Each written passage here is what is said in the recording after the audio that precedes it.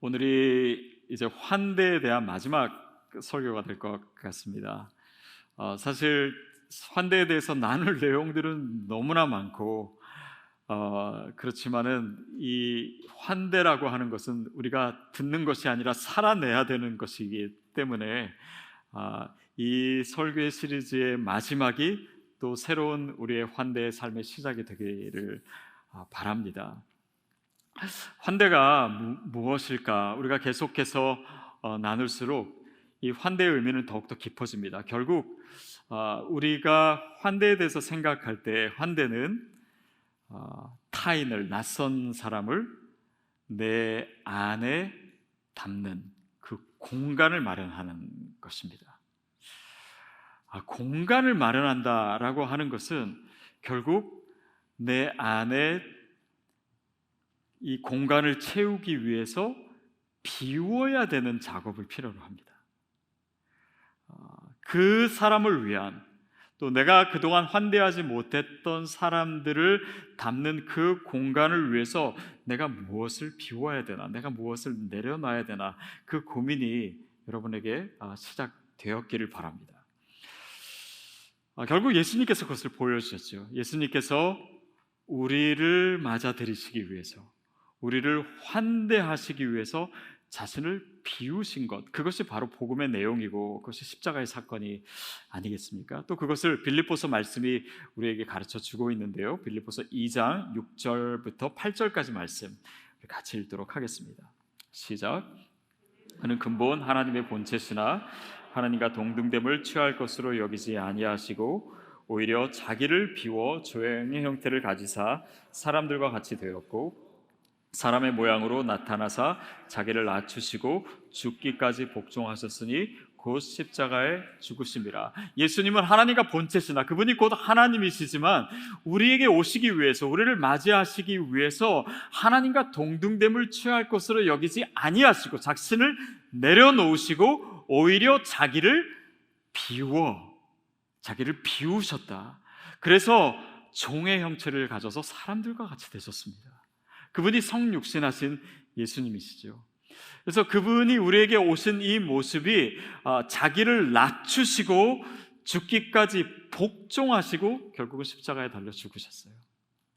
결국 이 모든 것이 예수님이 우리에게 보여주신 환대의 모습입니다.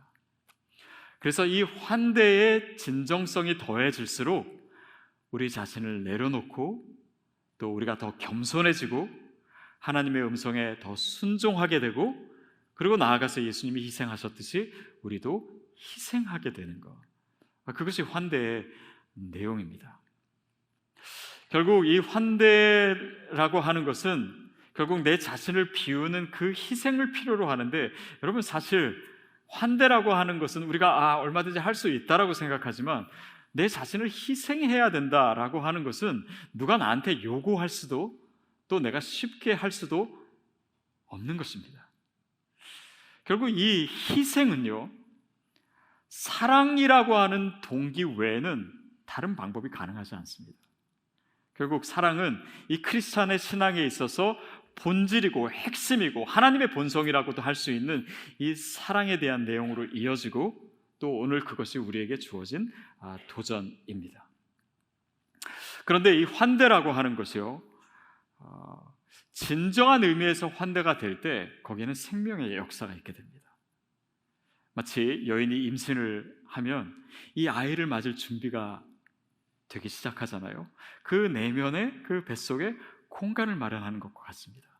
근데 그 과정에 얼마나 힘든 것이 많습니까? 입덧도 하고 또 뭐가 있습니까? 제가 안 해봐가지고. 근데 출산의 고통도 겪고, 그 과정을 통해서 힘들고 어려운 이 모든 과정의 끝이 뭡니까? 생명을 얻는 것이에요. 결국 이것이 환대의 과정입니다. 예수 그리스도께서 우리를 위해서 오신 그 환대의 과정에는 그분의 희생이 있었고, 그 결과로 결국 저와 여러분이 영원한 생명을 얻게 된 것입니다. 우리가 구원을 받게 된 것이에요. 그 생명의 역사가 우리 가운데서 시작된 것이죠. 결국 이 의미는 뭐냐면 환대는 그냥 다른 사람을 환영하고 뭐 잘해주고 밥 같이 먹고 이걸로 끝나지 않고 이 최선의 환대로 갈수록 거기에는 영혼의 열매가 맺어져요. 거기가 바로 선교가 환대와 이어지는 접점이 됩니다. 결국 그 아름다운 이 환대의 이야기, 다시 말해서 그 구원의 역사와 하나님 나라가 확장되는 역사에 저와 여러분을 초대하셨다라고 하는 것이 오늘 본문의 내용인데요. 우리 다시 한번 같이 읽었으면 좋겠습니다. 베드로전서 2장 9절 말씀 시작. 그러나 너희는 택하신 족속이요 왕같은 제사장이요 거룩한 나라요 소유된 백성이니 이는 너희를 어두운 데서 불러내어 그의 기이한 빛에 들어가게 하시니에 아름다운 덕을 선포하게 하려 하심이라. 베드로전서는요 수신자가 명확하게 나와 있는 책입니다. 그러니까 베드로전서 후서, 베드로 서신이죠.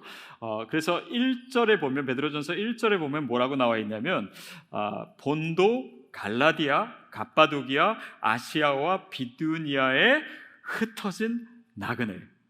그러니까 이 각 지역을 얘기하면서 거기에 흩어져서 살고 있는 유대인들, 나그네들이 바로 이 베드로 서신의 수신자들입니다. 그러니까 그들이 누구였어요? 디아스포라였습니다. 흩어진 사람들이었죠. 여러분, 이 흩어져서 사는 사람들, 디아스포라들에게 있어서 가장 힘들고 또 도전이 되는 것이 우리의 정체성입니다. 내가 과연 누구인가? 내가 과연 미국 사람인가? 아니면 한국 사람인가? 내가 1.5세인가? 아니면 뭐 미국 교회 가면은 또 거기에도 나에게 안 맞는 것이 있는 것 같고, 또 한인교회 와도 fully 내가 한국적이진 않은 것 같고, 이런 정체성의 혼란이 있는데 사실은 이 디아스포라에게 있어서 중요한 것은 그것이 힘든 것이기도 하지만 가장 중요한 거기도 합니다. 그래서 지금 베드로는 이 흩어진 나그네들인 디아스포라들에게 그들의 정체성에 대해서 반복적으로 그리고 여러 가지로 얘기하고 있는데, 너희는 택하신 족속이다, 너희는 왕같은 제사장이다, 너희는 거룩한 나라다, 너희는 그의 소유된 백성이다, 그들이 누구인지를 계속해서 말하고 있는 거예요. 우리는 버려진 자가 아니라, 우리는 고국에서 떠나가지고 나라도 없고 그냥 이렇게 나그네로 살아가는 그런 자들이 아니라 너희는 택하신 족속이다. 너희는 그냥 힘들게 어렵게 이민생활하는, 그래서 당시 이 사람들은 정말 종처럼 살아가는 그런 존재들이었지만 너희는 왕같은 제사장이다. 심지어는 우리가 정말 우리 자신에 대해서 만족하지 못하고 또 죄로 인해서 우리 스스로에게 실망하고 있을 때조차 하나님은 너희는 거룩한 백성이다, 거룩한 나라다, 그리고 나의 소유된 백성이다, 하나님이 우리를 그렇게 부르십니다. 그것이 우리의 정체성이에요. 더 나아가서 디아스포라에게 오늘 우리에게 말씀하시는 정체성은 무엇입니까? 우리야말로 흩어진 씨앗이다. 생명을 가진, 그 복음의 씨앗을 가진 사람들이다. 나아가서 우리가 선교사다라고 하는 것을 말씀하고 계십니다. 그것이 우리에게 주신 소명이고 우리의 정체성이고 우리의 사명이에요. 그래서 디아스포라 선교는요, 우리가 누구인지를 아는 것으로부터 시작됩니다. 그러니까 선교사임을 기억하는 것이에요. 그런데 우리를 택하신 이유가 뭐냐면, 너희를 어두운 데서 불러내신 그의 기이한 빛에 들어가게 하신 이에, 그러니까 하나님이죠, 그 구원의 역사를 베푸신, 우리를 죄와 사망에서 구원해내신 그분의 아름다운 덕을 선포하게 하려 합니다. 그 아름다운 덕이라고 하는 것이 무엇입니까? 그분이 하신 일이에요. 그분의 업적이에요.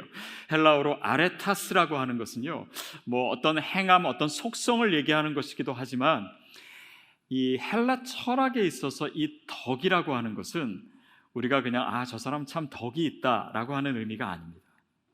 이 덕은요, 예를 들면 어떤 사물에 있어서 그 존재의 목적과도 같은 거예요. 뭐 시계가 아무리 예뻐도요, 시계가 가야 되잖아요. 그리고 시간이 맞아야 되잖아요. 그게 본질이잖아요. 그러니까 시간이 맞는 것이 시계의 본질이고, 또 뭐 예를 들면 안경이다, 이게 뭐 아무리 화려하고 또 예쁘고 다 좋지만은 보여야 될 거 아닙니까? 그것이 본질이잖아요. 마찬가지로 하나님께서 우리를 이 어두운 데서 구원해 내신 그것이야말로 하나님께서 우리를 만드신 목적이고, 또 그것이 오늘 그 구원받은 우리의 존재의 목적이 될 수 있는 것은 우리가 구원받고 그 아름다운 덕을, 그 우리의 사명을, 그 예수님의 구원을 전파하는 것, 그것이 오늘 우리의 삶의 또 디아스포라의 사명이다라고 하는 것을 가르쳐주고 있습니다. 하나님이 우리 일시키려고 하시는 것이 아니에요. 그분의 영광에 우리를 동참하게 하시기 위함입니다. 이것이 선교회 또 디아스포라의 존재의 의미이지요. 우리 디아스포라가요, 되게 선교적으로 최적화되어 있지 않습니까? 우리가 언어도 또 문화도 또 사람과의 관계도 익숙해 있고, 이게 사실은 선교사님들이 제일 힘들어하는 부분이잖아요. 그 나라에 가가지고 언어를 익히는데 너무 많은 시간이 들고, 또 배운다고 해도 잘하지도 못하고, 또 그 나라의 문화를 잘 몰라가지고 너무 다르니까 사람들이랑 이렇게 소통도 어렵고, 실수도 하고 시행착오도 있고, 또 사람들이랑 관계 맺는 것도 정말 어렵고, 그러나 디아스포라인 우리에게는 그것이 이미 갖춰져 있는 거예요. 근데 여러분 아십니까? 이 언어와 문화와 관계 외에도요, 우리가 선교에 더 최적화되어 있는 것이 있습니다. 그게 뭐냐면 바로 환대예요. 환대입니다. 왜냐하면 디아스포라야말로 환대에 배고파 봤기 때문에, 환대가 절실히 필요하기 때문에, 또 그런 이 삶의 자리 가운데 있었기 때문에 환대에 대해서는요, 그래서 이민교회가 정이 많다라고 하는 이유가 바로 거기에 있는 것 같아요. 또 다른 사람의 필요를 우리가 잘 볼 수도 있습니다. 그래서 환대하기 위해서는, 낯선 자를 품기 위해서는 낯선 사람이 되어보는 것만큼 좋은 준비가 없는 것이죠. 그래서 디아스포라의 삶을 살아온 사람들은요, 낯선 사람, 그리고 타자의 비애와 복잡한 심정을 그 본능적으로 이해할 수 있는 그런 감각이 있습니다. 또 왜냐하면 그런 사람들을 볼 때마다 우리가 새로 이민 온 사람들이다, 아니면 난민들이나, 아니면 여기서 살고 있는 이렇게 이주해 많은 사람들을 봤을 때 그들의 모습 가운데 우리의 모습이 이미 투영되어 있는 거예요. 그것이 우리를 환대자로 준비시킵니다. 그래서 중요한 것은 이 환대가 가장 필요한 자임과 동시에 디아스포라는 환대를 잘할 수 있는 존재들이에요. 이것이 환대에 있어서 또 디아스포라에게 있어서 너무나 중요한 내용이 됩니다.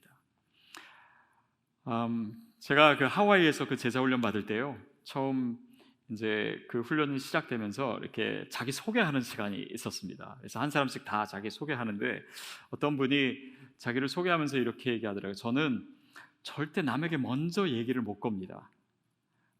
먼저 다가가지를 못한대요. 근데 제 직업이 목사입니다. 그러더라고요.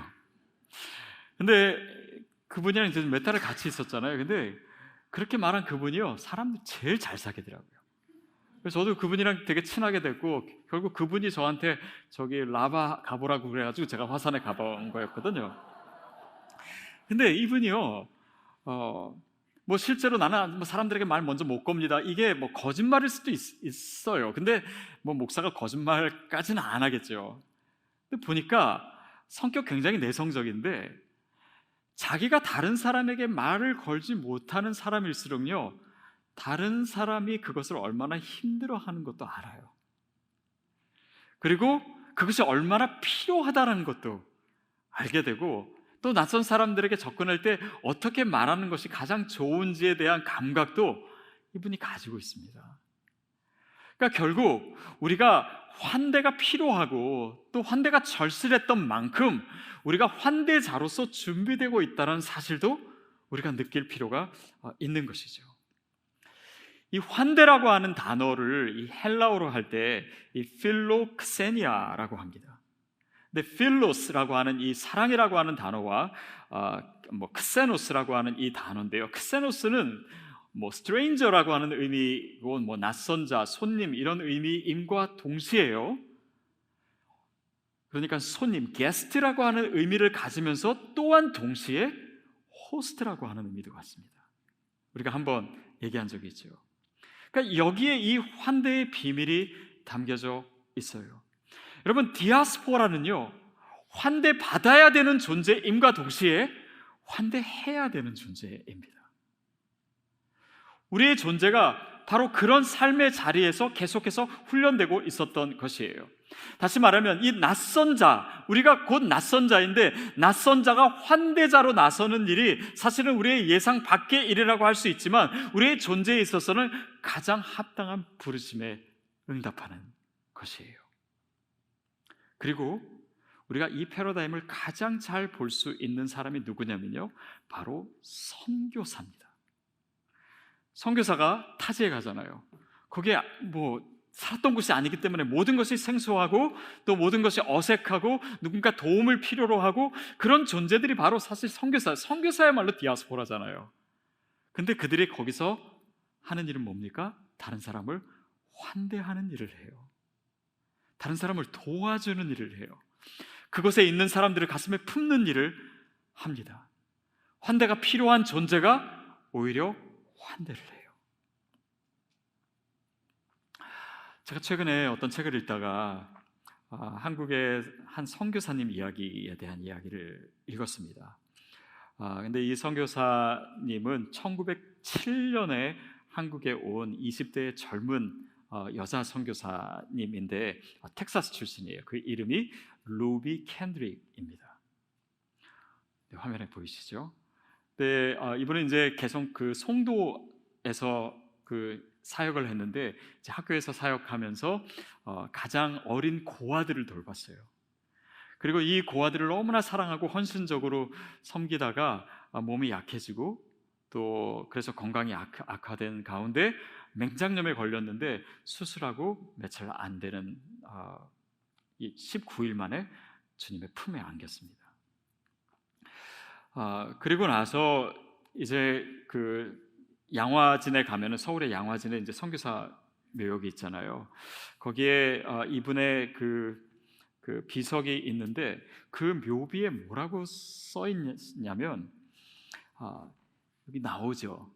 If I had 1,000 lives to give, 내가 1,000개의 생명이 있다면 Korea should have them all. 한국 사람한테 다 주고 싶다.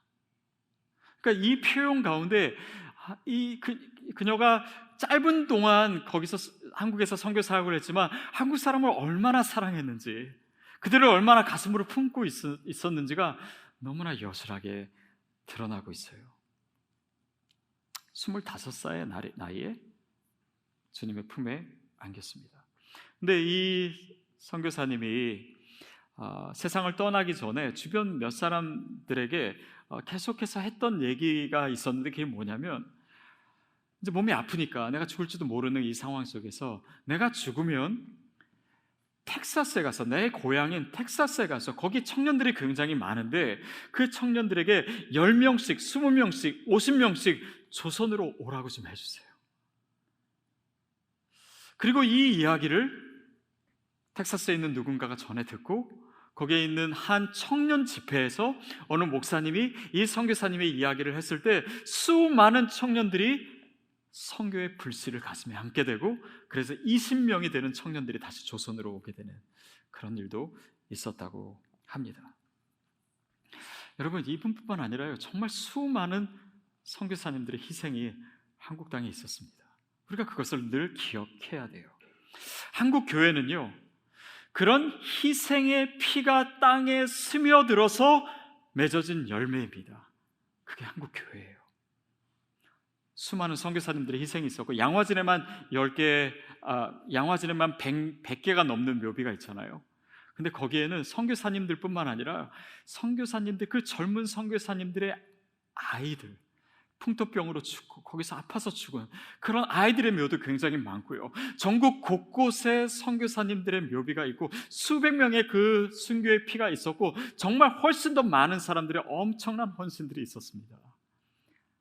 선교사뿐만 아니라 그 한국교회 그 일제시대 때 정말 신앙을 지키기 위해서, 교회를 지키기 위해서 정말 목숨을 바쳤던 많은 순교자들이 한국 땅에 있었어요. 우리 믿음의 선배들입니다. 또 그 믿음을 지키기 위해서 정말 온갖 고난과 핍박을 다 이겨냈던 그런 성도들의 헌신의 열매로 교회가 세워졌다는 거예요. 그게 열매입니다. 근데 여러분 아십니까? 그 열매 안에 들어있는 씨앗이 있잖아요. 그 거룩한 씨앗이 누구겠습니까? 그 추위와 그 어려움과 그 고난의 시간을 이겨낸 그 생명력 강한 씨앗들이 멀리 퍼지게 된 그것이 바로 저와 여러분이고 디아스포라 역사잖아요. 그러니까 우리의 지금 삶의 자리, 우리의 디아스포라 됨의 더 큰 그림에서 이야기들이 바로 이러한 선신과 순교의 이야기들입니다. 그래서 아까 언급했던 그 루비 캔드릭이라고 하는 이 선교사님이 이 병상에 있으면서 부모에게 썼던 편지가 있습니다. 근데 그 편지의 내용의 한 부분을 제가 읽어드릴게요. 제가 영어는 띄우고 제가 한글로 읽어드리겠습니다. 아버지, 어머니, 어쩌면 이 편지가 마지막일 수도 있겠습니다. 제가 이곳에 오기 전 뒤뜰에 심었던 한 알의 씨앗이 이제 내년이면 온 동네가 꽃으로 가득하겠죠. 그리고 또 다른 씨앗을 만들어 조선 땅에는 많은 꽃들이 피고 그들도 여러 나라에서 씨앗이 될 것입니다. 그렇게 심겨진 그 씨앗, 그 생명의 씨앗, 그 복음의 씨앗이 이제는 그 뒤통살에 많은 꽃들이 되고 결국은 그 씨앗이 더 퍼져서 여러 나라에 퍼지게 될 것이라고. 여러분, 그 흩어진 씨앗에 저와 여러분이 있는 거 아닙니까? 이것이 디아스포라잖아요.